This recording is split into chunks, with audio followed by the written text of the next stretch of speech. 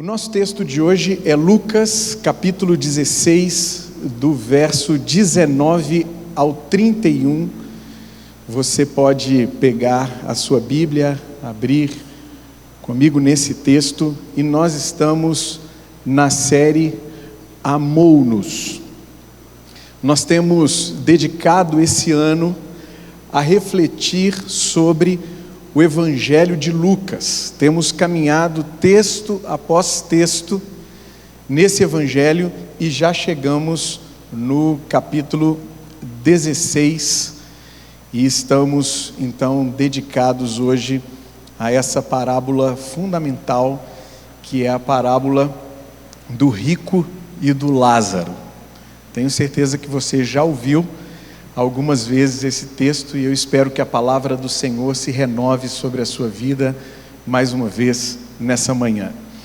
No contexto aqui, Jesus continua a sua viagem a Jerusalém e enquanto está viajando, ele entra em conflito algumas vezes com os fariseus. E ele entra em conflito com os fariseus sobre um tema que é dificílimo para eles e para nós, que é o tema do dinheiro. A gente fala com muita facilidade sobre muitas coisas, mas quando a gente chega nesse tema, parece que alguma coisa agarra. E a gente não consegue tratar desse tema como ele precisa ser tratado. Mas Jesus não tinha nenhuma dificuldade de fazer isso. Jesus reconhecia que isso era importante e ele tratava com naturalidade sobre o dinheiro. Tem muitas passagens de Jesus sobre esse tema. Agora, a gente já viu que o Lucas, ele está escrevendo o Evangelho para um sujeito, que é chamado Teófilo. Essa expressão Teófilo é amigo de Deus, isso que o nome dele significa. Só que o Teófilo, ele era um sujeito rico. Como é que a gente sabe? Ele tinha um título provavelmente alto no império. Tanto que o pronome de tratamento que o Lucas utiliza para se referir a ele, lá no início do Evangelho, é excelentíssimo Teófilo. Então Teófilo era rico. Dentre as histórias que o Lucas escolheu, histórias de Jesus, para compor o seu Evangelho, ele escolheu muitas sobre o dinheiro, porque ele está escrevendo para um rico. E isso tem tudo a ver com a gente, porque todos nós aqui somos ricos.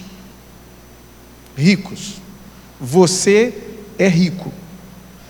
Mas rico, como assim, Luiz? Rico não é os bilionários que a gente conhece, não. Biblicamente, todos aqui, sem exceção, são ricos. Rico é quem tem de sobra. Se você trabalhou, se sustentou, sobrou, é rico. Pobre quem é? Pobre é quem tem de falta. Se você trabalhou ou não conseguiu trabalhar e faltou, você é pobre. Tá? Então, os ricos suprem os pobres, de tal maneira que ninguém fica sem alguma coisa para sobreviver. Então, quando Lucas está escrevendo pensando no Teófilo, ele está escrevendo para um rico. E quando a gente que é rico ouve essas palavras, a gente entende, está falando comigo. Você não pode ouvir essas palavras e pensar, você está falando com outra pessoa. Não, está falando comigo, eu que sou rico. Eu sou rico. Então vamos ver, aqui durante a viagem de Jesus até Jerusalém, alguns destaques que ele faz em relação a esse tema. Se você está com a sua Bíblia aberta, vai e volta assim nas páginas, vai ser importante para você. Observe aí, olha, em Lucas 11, 37 até 12, Jesus diz assim: vocês, fariseus, limpam o exterior do copo e do prato, mas interiormente estão cheios de ganância e de maldade. O que tem no coração do fariseu? Ganância. O que é ganância? Ganância é aquele desejo ávido de ter sempre mais, e mais, e mais, e mais, e mais um pouco, e não acaba não, nunca acaba, isso é ganância. O fariseu tinha no coração ganância e maldade. Como solução para o problema do fariseu, Jesus afirma assim: insensatos, quem fez o exterior não fez também o interior? Mas deem o que está dentro do prato como esmola, e verão que tudo lhes ficará limpo. Versos 40 e 41. Então, como é que o fariseu fica livre da ganância que habita o seu coração? Enfiando a mão no bolso e doando. Simples assim. Doou, purificou o coração. Movimento de correspondência muito legal, né? Não adianta a gente orar para ficar livre da ganância. Não adianta. A gente precisa doar para ficar livre da ganância. Senhor, eu queria muito ficar livre da ganância. Doa então que você vai ficar. Em Lucas 12, 13 a 21, em resposta a um homem, Jesus diz à multidão: cuidado, fiquem de sobreaviso contra todo tipo de ganância. Olha a ganância aí de novo. A vida de um homem não consiste na quantidade dos seus bens. Imagina essas palavras de Jesus sendo ditas hoje, numa sociedade como a nossa, numa cultura como a nossa, que a vida das pessoas tem valor se essas pessoas têm bens. Jesus está falando: olha, cuidado, hein? O termo que ele usa aqui é um termo da medicina. Protejam-se. Tem uma epidemia de ganância ao seu redor e você não pode ser contaminado com a ganância. Se a ganância chegar e te pegar, isso é uma doença. Uma doença. Então ele fala: olha, cuidado. Vamos ver como é que é a vida. A vida não consiste em ficar acumulando bens. Para ilustrar o que dissera, ele conta então a parábola do rico insensato, propondo como solução para a ganância o ser rico para com Deus. E aí a gente precisa se perguntar: o que é ser rico para com Deus? O texto deixa isso muito claro: é doar do que se tem ao próximo. Como é que a gente sabe disso? É porque é o oposto de acumular para si riquezas. Acumular para si riquezas não dá. É exatamente contra isso que Jesus está falando. Isso é a atitude do entorno. Cuidado para a vida não se resumir a isso, mas acumulem para vocês tesouros nos céus. Quer ficar rico, ter um tesouro no céu? Pega o que você tem, compartilha, doa com as pessoas que têm algum tipo de necessidade ao seu redor. Você vai estar acumulando um tesouro nos céus. Nos céus. Em Lucas 16, 9 a 13, a viagem está continuando. Concluindo a parábola do administrador astuto, que a gente ouviu semana passada, Jesus diz assim, verso 9: usem as riquezas desse mundo ímpio para ganhar amigos, de forma que quando ela acabar, estes os recebam nas moradas eternas. O que ele está querendo dizer? Que em vez de maximizar lucros, os discípulos devem investir em pessoas, pois o que se faz aqui e agora tem implicações eternas. E é exatamente por isso que eles precisam decidir a quem servirão. Eles têm duas opções. Vocês vão servir a Deus ou vocês vão servir ao dinheiro. E Jesus personifica o dinheiro. Jesus chama o dinheiro de quê?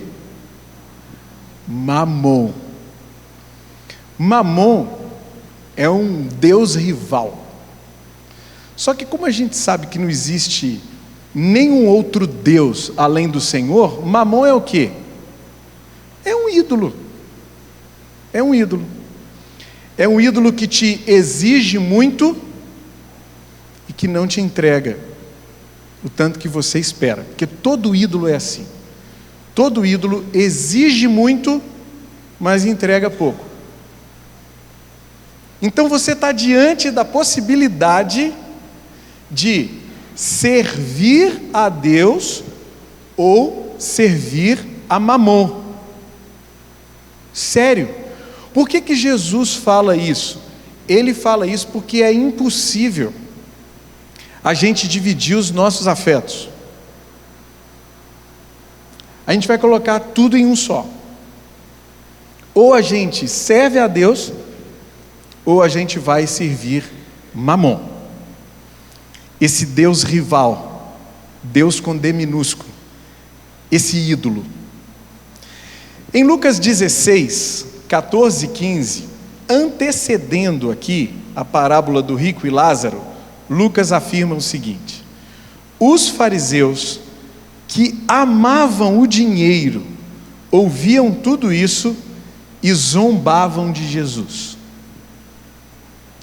Eu já expliquei uma outra vez o que essa palavra zombavam significa. É torcer o nariz assim, ó. Ouviam Jesus falando e faziam assim. Tratavam com desdém o que Jesus está falando. Por que eles faziam isso? Porque eles amavam o dinheiro.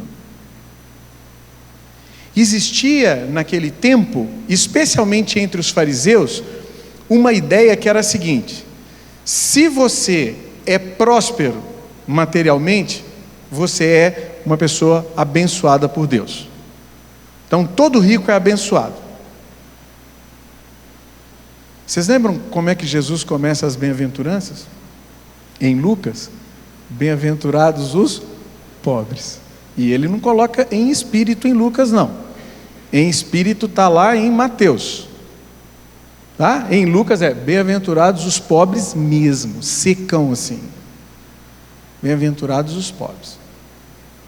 Ele está dizendo que prosperidade material não é sinal, evidência de ser abençoado por Deus. Bom, a esses fariseus que amavam dinheiro, Jesus diz assim: vocês são aqueles que justificam a si mesmos aos olhos dos homens, mas Deus conhece o coração de vocês. Aquilo que tem muito valor entre os homens é detestável aos olhos de Deus. Vou repetir. Pense aí em tudo aquilo que tem muito valor entre os homens hoje, tá? Então ouçam, ó. Aquilo que tem muito valor entre os homens é detestável aos olhos de Deus. À luz do contexto, o que tem muito valor entre os homens e é detestável aos olhos de Deus é o viver baseado no amor ao dinheiro. Isso é detestável aos olhos de Deus. Você teve seu coração roubado por um ídolo e acha que está fazendo um maior negócio assim, porque você está sendo parametrizado segundo os critérios desse mundo aqui como alguém super bem sucedido, maravilhoso. Seu coração foi roubado por Mamon. É isso que Jesus está falando. Logo, na viagem da Galileia até a Judeia, Jesus está ensinando que só há dois modos de vida possíveis: o viver baseado no amor ao dinheiro e o viver baseado no amor a Deus. Isso. Dá uma olhadinha. Que representação. Está vendo aquele sujeito ali? É você. Sou eu. Tá? O que ele está dizendo? Ó? Só há dois modos possíveis. O modo amor ao dinheiro e o módulo amor a Deus. Modo amor a Deus. Tá? Como é que esses dois modos se diferenciam um do outro? É muito fácil. Se você está vivendo no modo amor ao dinheiro, primeiro, o que brota no seu coração é uma incredulidade mais profunda, que às vezes você não dá conta nem de nomear. É uma incredulidade em relação a Deus, ao cuidado de Deus para com você. Aí o que acontece? Aí o seu coração fica cheio de ganância. E aí, como o seu coração fica cheio de ganância, você vai acumular. Por que você vai acumular? Porque você pensa assim: se eu tiver com muito dinheiro, eu estou seguro. Dinheiro traz essa falsa sensação de segurança mesmo para a gente. Aí você fala: vou acumular, estou seguro, certo? E como você está vivendo no modo ganância e acumulação, quando tem uma necessidade ao seu redor, a necessidade de alguém, você fica absolutamente indiferente. Seu coração se fecha. Eu não posso doar. Por que eu não posso doar? Porque se eu doar, eu vou ficar com menos. Isso vai implicar menos segurança. E esse é o modo amor ao dinheiro. Tá bom? E como é que é o modo amor a Deus? É exatamente o oposto desse. Então o que a gente tem lá? Começa com fé. Começa com essa confiança radical, absoluta, no amor e no cuidado de Deus por nós. Vocês lembram dos textos que Jesus veio falando para a gente? Olha, a vida de vocês vale muito mais do que flores, do que pássaros. Você nunca viu um passarinho assim preocupado, a flor assim, nunca viu ninguém, nem Salomão em toda a sua glória andou vestido como ela. Você confia em Deus. Pode variar o entorno? Pode. Vai variar? Muitas vezes vai, porque a nossa vida não é essa constante. Vai variar, mas a nossa fé está colocada em Jesus. A gente confia na palavra. A gente está seguro do amor e do cuidado de Deus por nós. Aí o nosso coração fica livre para ser generoso. Aí a gente, quando vê uma necessidade ao nosso redor, o que a gente faz? Doa. Como é que eu posso atender a essa necessidade com os recursos que Deus me deu? Vou doar. O que tem dentro é generosidade, não é mais ganância. Generosidade já mudou, está operando em outra lógica.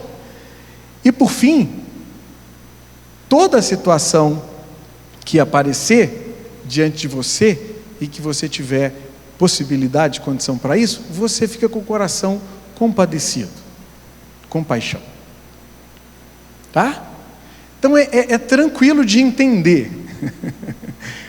Não é tão tranquilo de viver, mas de entender é tranquilo. Então esses são os dois modos possíveis.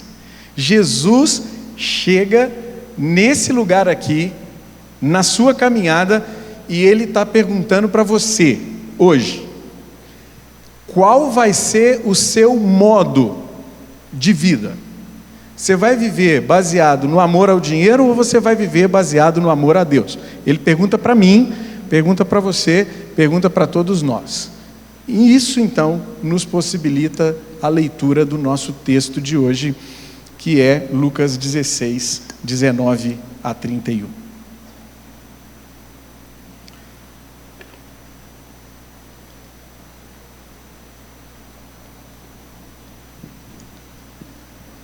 Presta atenção nos detalhes, tá? Esse texto é riquíssimo. Havia um homem rico que se vestia de púrpura e de linho fino e vivia no luxo todos os dias. Diante do seu portão fora deixado um mendigo chamado Lázaro, coberto de chagas. Este ansiava comer o que caía da mesa do rico. Até os cães vinham lamber suas feridas. Chegou o dia em que o mendigo morreu, e os anjos o levaram para junto de Abraão. O rico também morreu e foi sepultado. No Hades, onde estava sendo atormentado, ele olhou para cima e viu Abraão de longe, com Lázaro ao seu lado.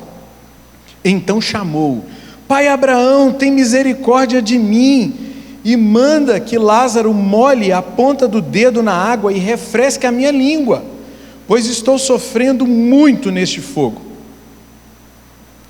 Mas Abraão respondeu: Filho, lembre-se de que durante a sua vida você recebeu coisas boas, enquanto que Lázaro recebeu coisas más.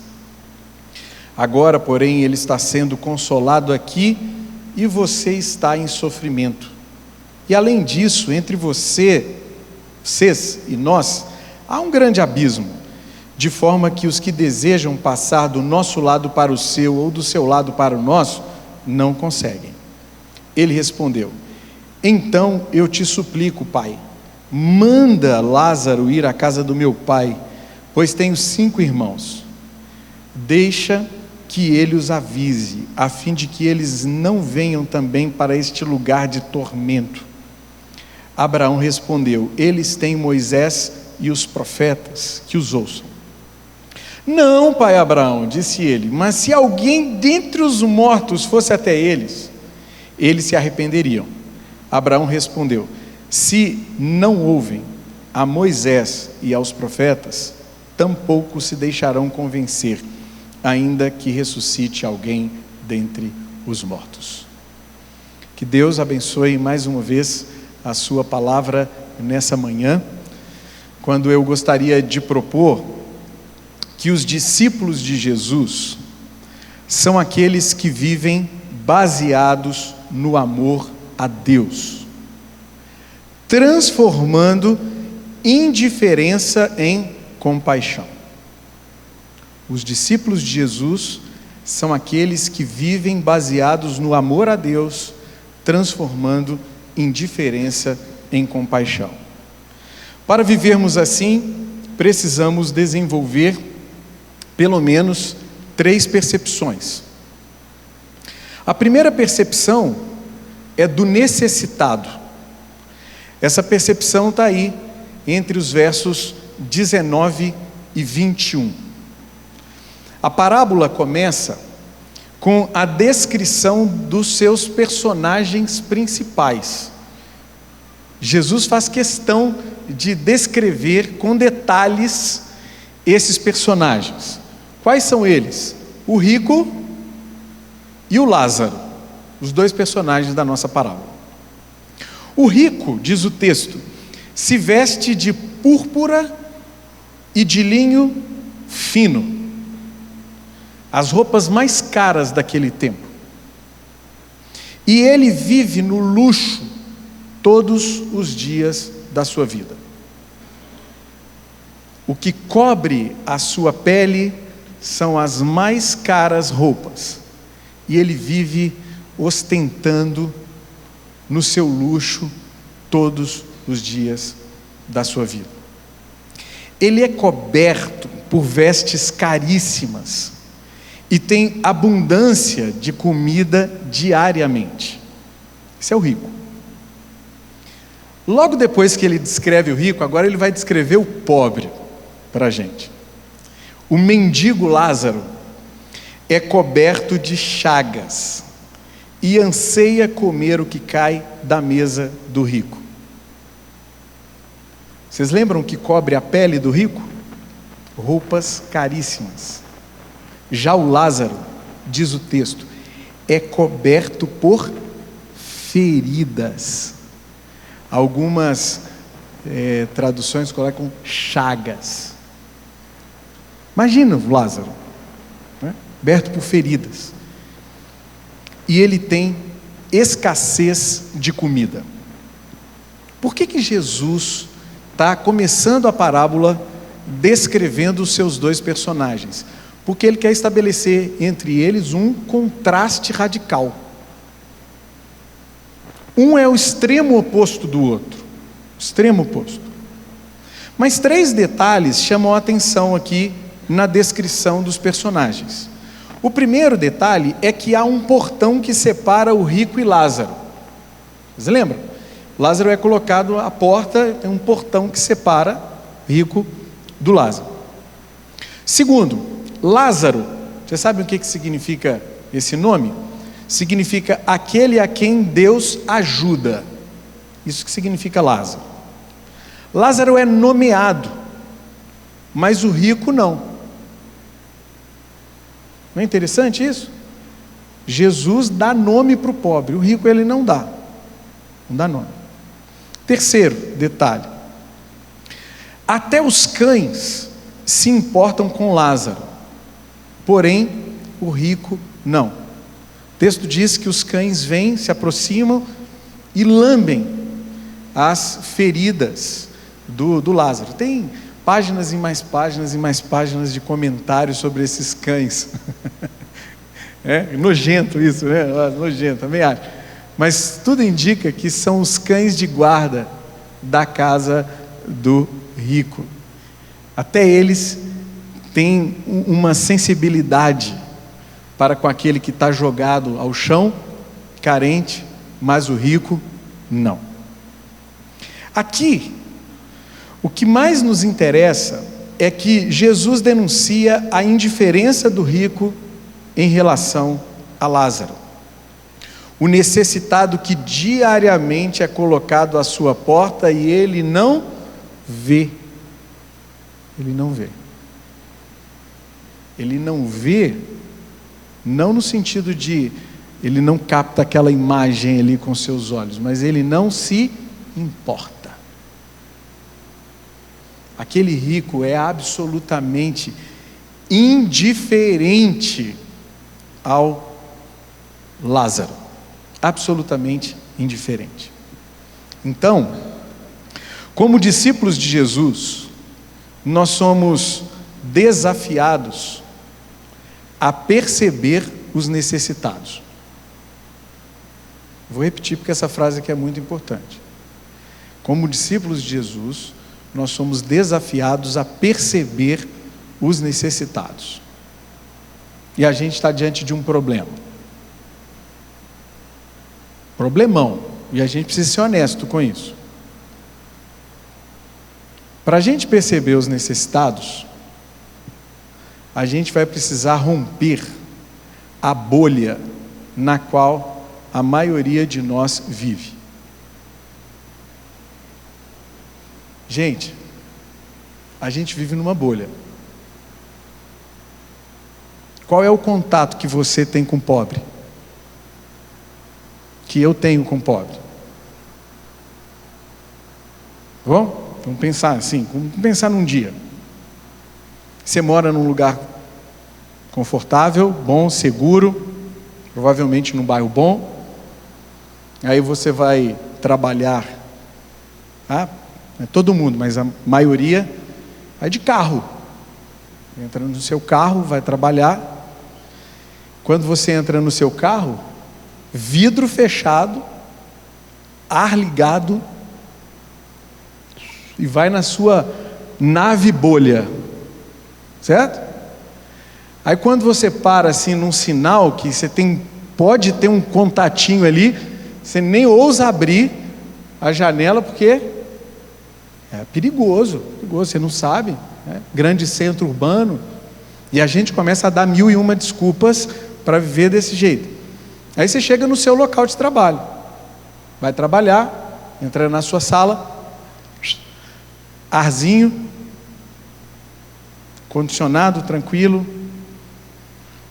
certo? Os meninos, se precisar deixar na escola antes, estudam em lugares seguros, escolas particulares, onde ali os coleguinhas deles vão ser mais ou menos da mesma classe.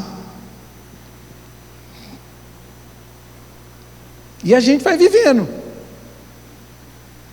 E a pergunta é: qual é o contato que a gente tem com o pobre, com o necessitado? Eu fiz essa pergunta para mim primeiro. Meu contato é quase zero.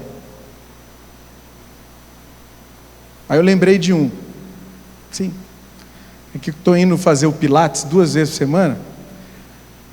Aí tem uma veterinária assim, no caminho, que eu vou a pé para o Pilates.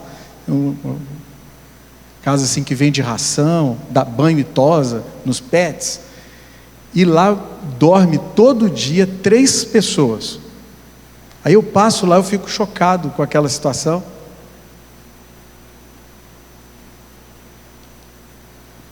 Aí eu vou, volto.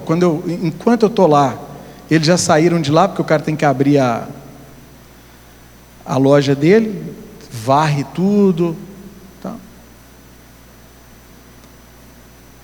Para a gente ficar compassivo, a gente tem que romper a bolha de alguma maneira e ter contato. Eu me lembro na minha história, o bem que me fez, quando a gente começou a se envolver lá no Rosa Leão. Lembram que a gente fazia alguns eventos no Rosa Leão? Gente, eu ia lá naquele lugar, eu voltava outra pessoa. A gente entrava dentro da casa das pessoas. O que era aquilo ali? Aquilo ali era rasgar a bolha e entrar na realidade. Aí depois você entra na bolha de novo e vai para casa. Mas a gente, por um instante, rasgava aquela bolha. E não tem como você entrar em contato com uma realidade dessa e não ficar sensibilizado. Mas sem sair da bolha não dá. A gente vai continuar indiferente. Se a distância dos necessitados gera indiferença, a aproximação gera compaixão. A segunda percepção que esse texto nos apresenta é da morte. Ixi, tá ruim hoje, hein? Vamos falar de dinheiro, agora ele fala de morte. Ai, meu Deus, que coisa desconfortável, né? Aí não dá. Puxa. Morte, percepção da morte, versos 22 e 23. A parábola segue, e chega o dia que tanto o rico quanto Lázaro morrem. O mendigo Lázaro morre, servem a descrição, e é levado pelos anjos para junto de Abraão. Isso que acontece com ele. E aí você pode se perguntar assim: o que é o seio de Abraão que esse texto fala? O seio de Abraão é interpretado como o lugar pós-morte dos justos. Ou seja, estar junto de Abraão é estar em um lugar de bem-aventurança, à espera da vindicação eterna. Isso é o seio de Abraão. O texto não explica por que o Lázaro vai para o seio de Abraão. Não dá nenhuma dica assim, nada, não fala nada. Ao que parece, é porque ele confia em Deus e na sua ajuda. Alguns autores falam que isso pode ter uma referência com o seu nome, aquele a quem Deus ajuda, Lázaro. Mas o rico também morre. O rico morre, e tem um detalhe aqui: o rico é sepultado. Você ser sepultado naquele tempo custava muito. Funeral, até hoje custa, né? Funeral era uma coisa cara. E o texto está dizendo, faz questão, olha, ele foi sepultado. Só que agora ele se acha no Hades. E o que é Hades? O Hades é interpretado como o lugar pós-morte dos injustos. Isto é, estar no Hades é estar em um lugar de tormento à espera do juízo final. Isso é estar no Hades. O texto também não explica por que o rico vai para o Hades.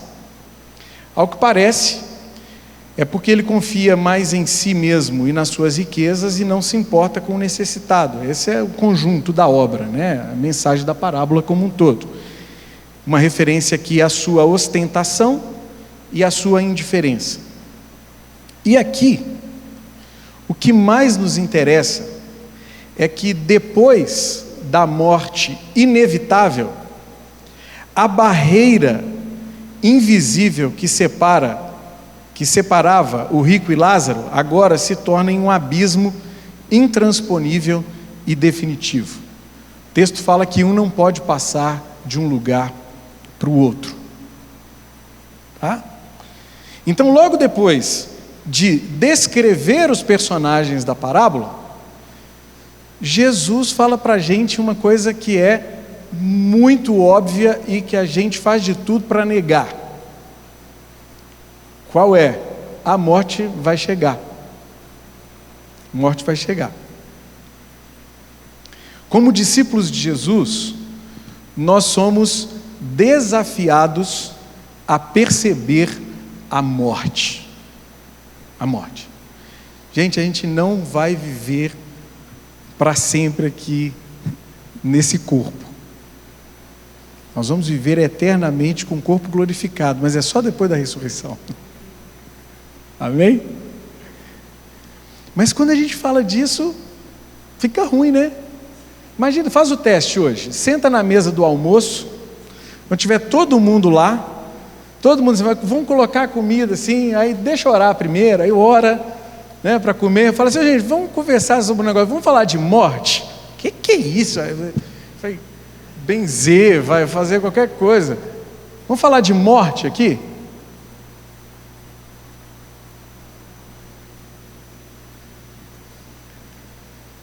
Não é estranho isso?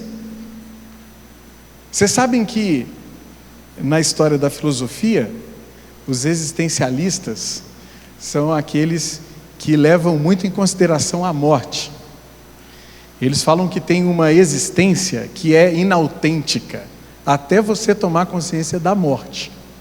Depois que você toma consciência da morte, você ganha a possibilidade de ter uma existência autêntica aqui nesse mundo. Jesus coloca a realidade da morte diante da gente. Você está aqui, ó. Ninguém fica para semente, não é assim que o ditado diz? A gente vai morrer. A gente vai morrer um dia. Se a gente vai morrer um dia, não faz sentido vivermos acumulando e ostentando, porque a morte é uma realidade inevitável. Além disso, a vida de acumulação e de ostentação é uma vida muito autocentrada, centrada em nós mesmos. Ao passo que a vida que Jesus nos propõe é uma vida altercentrada, é centrada no outro. Então viver acumulando e ostentando, para Jesus, isso é o quê? Tem uma palavra que a gente já viu lá na parábola do rico insensato. Como é que Jesus classifica esse modo de existência, de acumulação e ostentação? Loucura, tolice, insensatez, doideira, pirou. Mas está agarrado dentro da gente. A gente é alimentado por isso o tempo inteiro. Os inputs de fora é só nessa direção. Então Jesus nos leva a refletir que um dia a gente vai morrer. Um dia a gente vai morrer.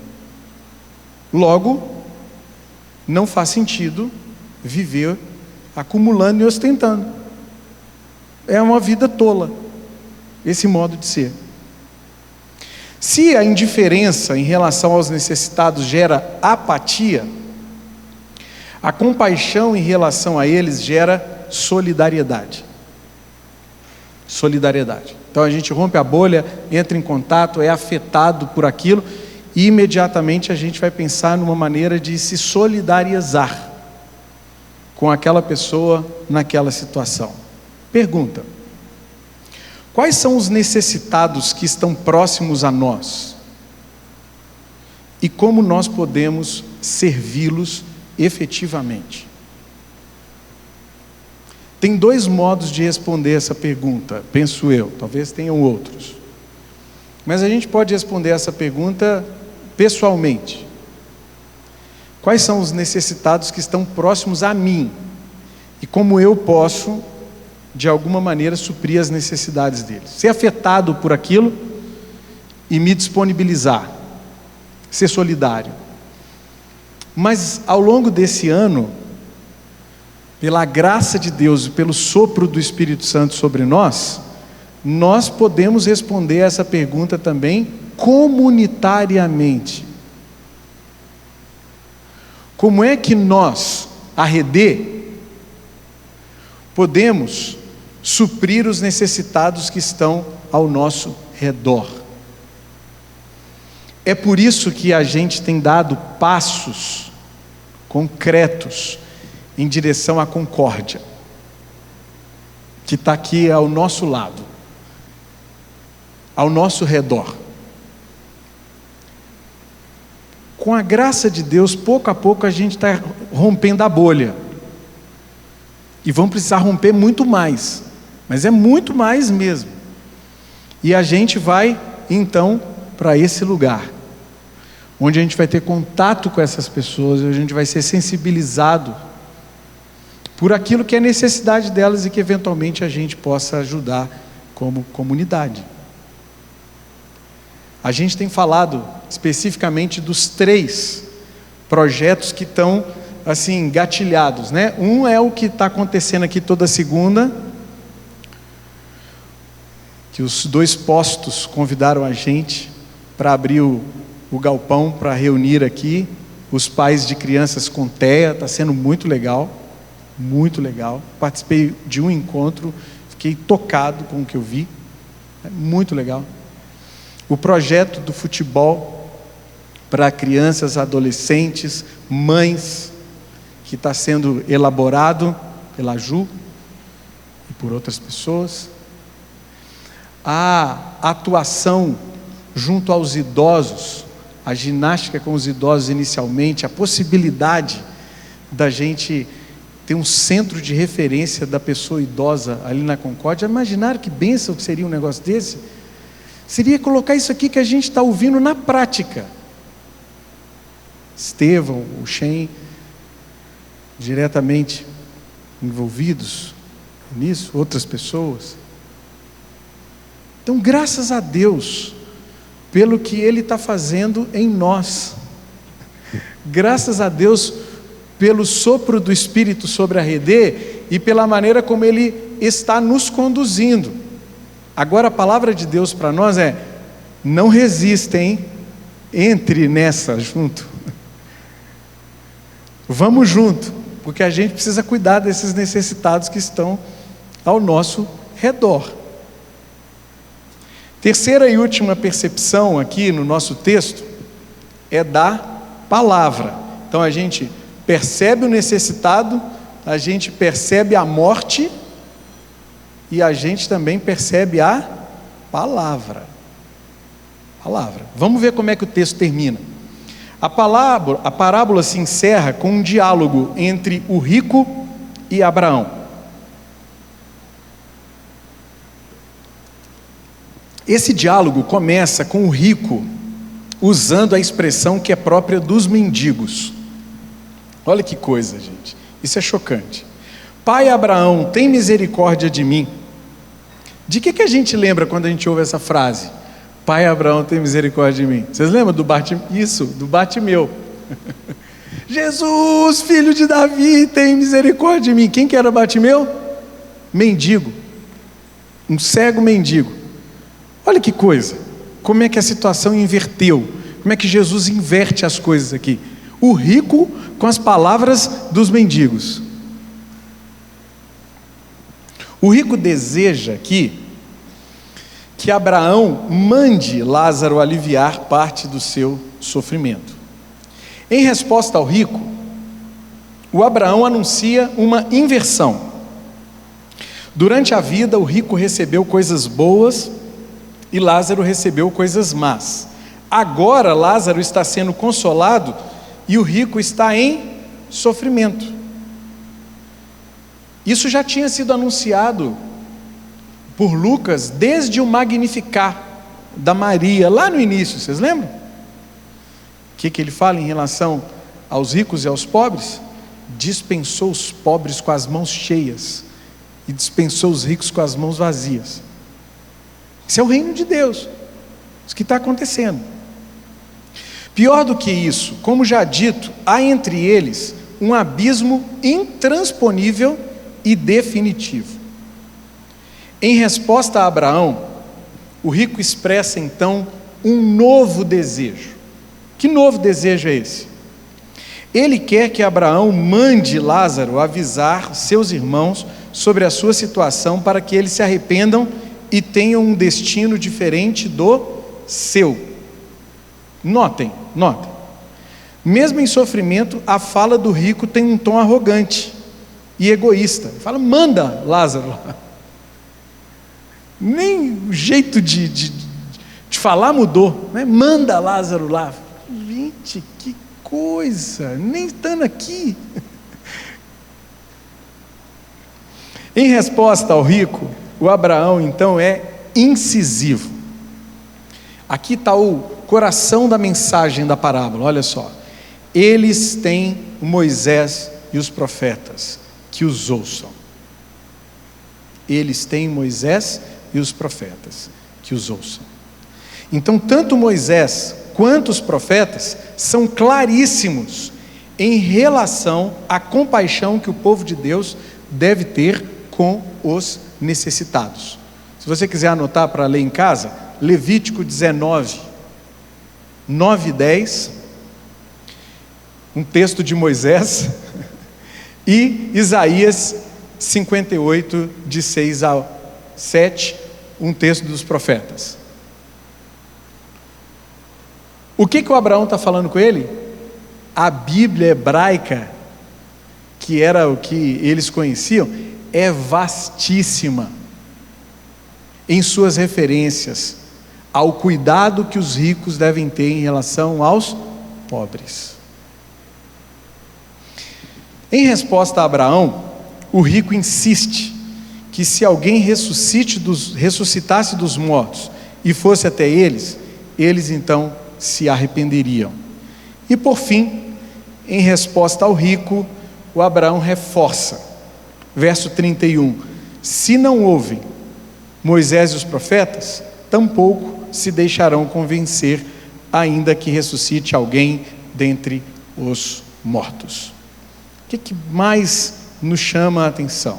Aqui, o que mais nos interessa é que ouvir a palavra é sinônimo de obedecer a palavra.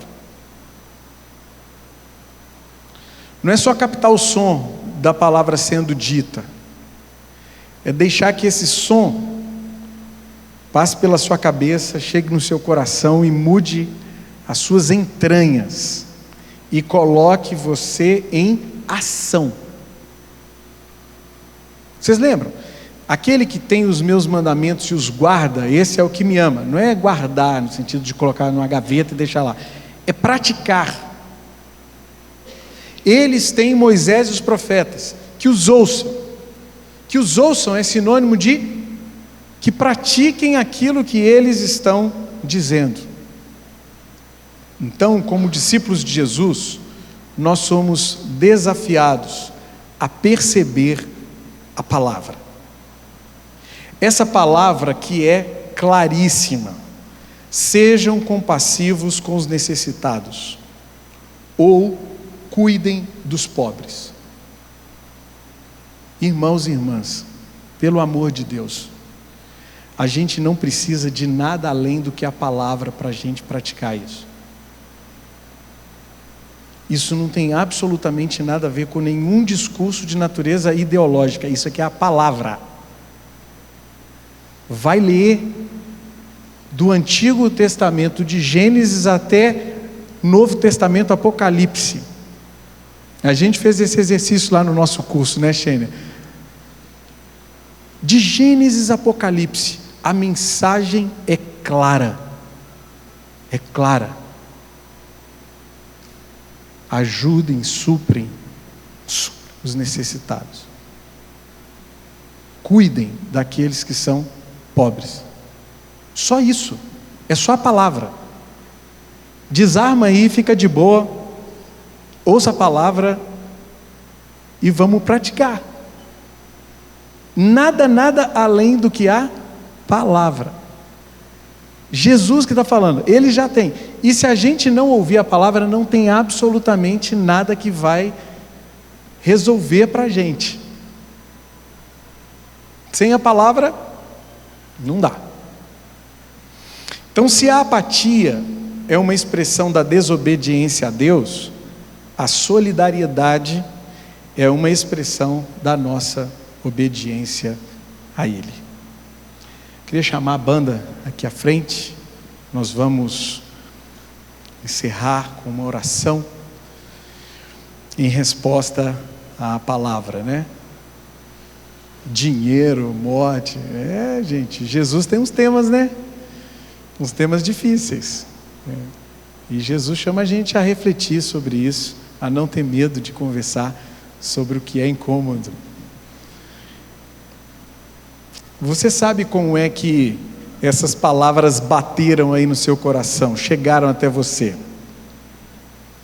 E é hora da gente orar, então, respondendo a elas, né? O que a gente vai fazer? Como é que a gente vai dizer ao Senhor: Senhor, eu estou aqui, pessoal, comunitariamente, como é que a gente vai fazer isso? O Senhor precisa quebrar as nossas resistências, que não são poucas, né? Que não são poucas, e precisa nos colocar em ação. E é por isso que a gente vai orar agora, pedindo a Ele graça. Feche os seus olhos, curve a sua cabeça, vamos orar. Pai, nós queremos mais uma vez te agradecer pela tua palavra lida, exposta, aplicada nessa manhã. Obrigado, Senhor, porque o Senhor não nos deixa na condição em que nós nos encontramos, mas o Senhor nos desperta, nos mobiliza na direção que o Senhor espera que vivamos. Nós queremos nos arrepender diante de Ti por tantas vezes vivermos nesse modo, amor ao dinheiro, indiferentes aos necessitados ao nosso redor. E a gente quer te pedir que, pelo poder do Teu Espírito Santo, o Senhor toque em nós, em cada um de nós, e nos leve a viver nesse modo de vida de quem ama ao Senhor sobre todas as coisas e que é compassivo com aqueles que necessitam ao nosso redor. Tira a gente da gente mesmo. Livra-nos de viver uma vida autocentrada, uma vida que só pense em acumular e ostentar, uma vida que se baseie naquilo que é elevado segundo esse mundo. Misericórdia de nós, Senhor, e leva-nos em direção a Jesus, o nosso Salvador, o nosso Senhor. Leva-nos a seguir Jesus, a agir como Ele agiu. Forma a nossa mente de novo, dá-nos uma nova perspectiva, muda os valores do nosso coração, Senhor. Ajuda a gente a caminhar dia após dia, desejando em absoluto ouvir a Tua palavra e colocá-la em prática nas nossas vidas. Aumenta o nosso discernimento, a nossa sabedoria e, acima de tudo, a nossa compaixão, para a gente saber com muita certeza, com muita clareza, quais são os próximos passos que o Senhor espera de nós. Leva-nos, Senhor, nessa direção. Sopra sobre a nossa igreja, sopra sobre a Rede com o Teu Espírito, um vento novo,